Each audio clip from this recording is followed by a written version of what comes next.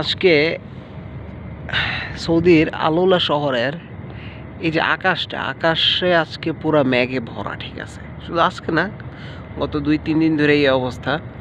মানে আকাশ একদম পুরো কালো মেঘ, সূর্য খুব দেখা যায় না, কিন্তু গরম এত বেশি যা বলার বাইরে। এখন আসলে বাতাস খুব হালকা বাতাস, অত বেশি বাতাস না, বাতাস আছে, খুবই হালকা বাতাস।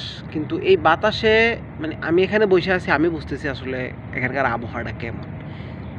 মানে এত গরম, মানে যা বলার বাইরে। মানে যে তাপ তাপ আমরা আগুন সেকলে যে পাশে যে তাপটা লাগে না, ওইরকম তাপ।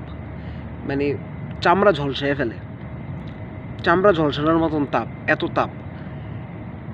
আর এখানে তাপ হওয়ার কারণ হচ্ছে এই মানে আশেপাশে তো পাহাড়, সব পাথরের পাহাড়ে, পাথরের পাহাড়ের কারণে মানে এত তাপ আসে যা বলার বাইরে। আমি এখন বাইরে বসে আছি, কিন্তু এখানে তাপ, ভিতরে এসি চলে। ভবনের ভিতরে প্রত্যেকটা, এখানে 7-8টা ভবন আছে, প্রত্যেকটা ভবনে এসি চলে এবং এগুলো 24/7।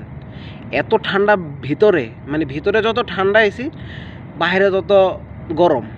ঠিক আছে, কিন্তু সূর্য নাই, আকাশে সূর্য নেই। এই যে মেঘ, সম্পূর্ণ মেঘ, একদম মেঘে মানে অবস্থা পুরাই খারাপ। মানে দেখতে মনে হয় যাতে বৃষ্টি এসে পড়বো, বৃষ্টি আসবো, এরকম একটা আবহাওয়া, কিন্তু আসলে বৃষ্টির নামগন্ধও নাই।